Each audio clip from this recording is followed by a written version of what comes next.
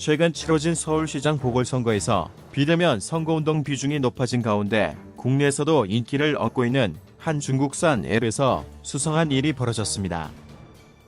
지난 3일 한경닷컴에 따르면 틱톡에서 여당 후보를 검색하면 다양한 자료들과 해시태그가 연결됐지만 야당 후보를 검색하면 아무런 내용도 뜨지 않았습니다.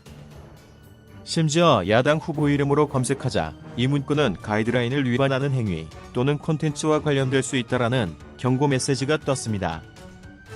이 같은 보도에 틱톡 관계자는 일시적인 오류로 즉시 복구 작업을 했다고 해명했지만 신세계TV 확인 결과 검색은 됐지만 동영상은 보여주기 식으로 서너 개만 노출되고 해시태그로 검색하면 대부분 아이돌 스타 관련입니다. 이는 중국 공산당이 특정 정치 세력을 돕고 있고 선거에 개입하는 증거로 볼 수 있는데 이와 관련한 틱톡의 위력은 지난해 미국 대선에서도 드러난 바 있습니다. 지난해 6월 트럼프 대통령은 우한 폐렴 때문에 3개월 만에 현장 유세를 재개했는데 100만 명 이상이 참석을 신청했지만 실제 참가자는 관중석 3분의 1도 채우지 못해 흥행이 참패한 것처럼 보였습니다. 하지만 이는 미국 K-팝 팬들이 틱톡을 통해 가짜 예약 운동을 벌여 일어난 일이었습니다. 당시 틱톡엔 관중석이 비어있기를 원하는 사람은 당장 표를 예매하자 트럼프를 홀로 세워두자는 선동영상들이 급속히 확산됐습니다. 이처럼 틱톡이 사용자들의 집단 행동을 선동해 미국 대통령의 유세까지 방해하는 데 성공한 사건은 향후 각국에서도 일어날 수 있는 만큼 전 세계에 큰 충격을 줬습니다.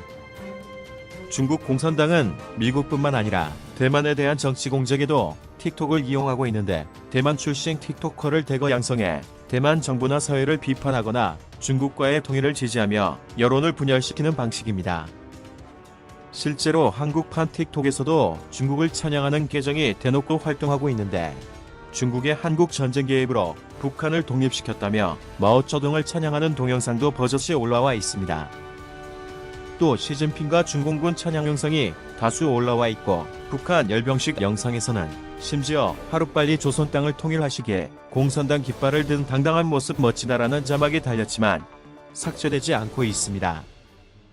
현재 전세계 틱톡 사용자가 20억 명에 이르자 해외 침투를 담당한 중국 통일전선부는 틱톡을 디지털 1대1로로 삼아 틱톡 업무와 관련한 당원 간부 교육에 열을 올리고 있습니다.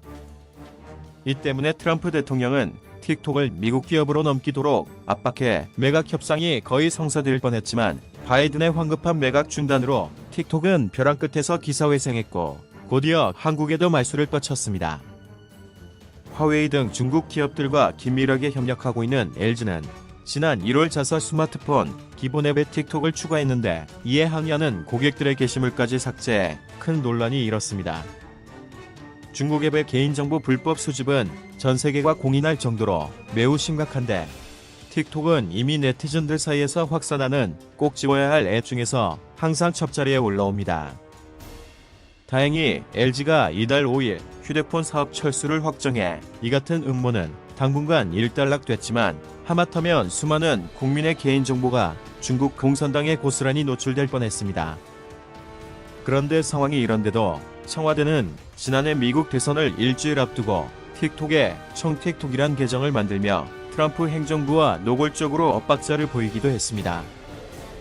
또 청와대는 틱톡에 중국 공산당과 보조를 맞춘 디지털 경제 정책인 한국판 뉴딜 정책을 적극 홍보했고 심지어 문 대통령은 올해 신년사를 심지어 틱톡에서 발표했는데 이 때문에 적지 않은 논란이 일었습니다.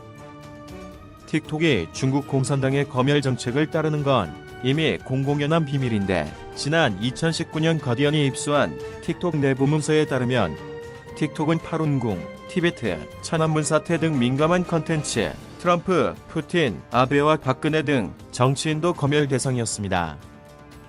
이번 서울시장 선거에서 틱톡의 지원은 큰 효과를 보지 못했지만 내년 대선을 앞두고 중국 공산당의 선거 개입이 시작됐음을 드러냈다는 점에서 경각심을 높여야 할 것으로 보입니다.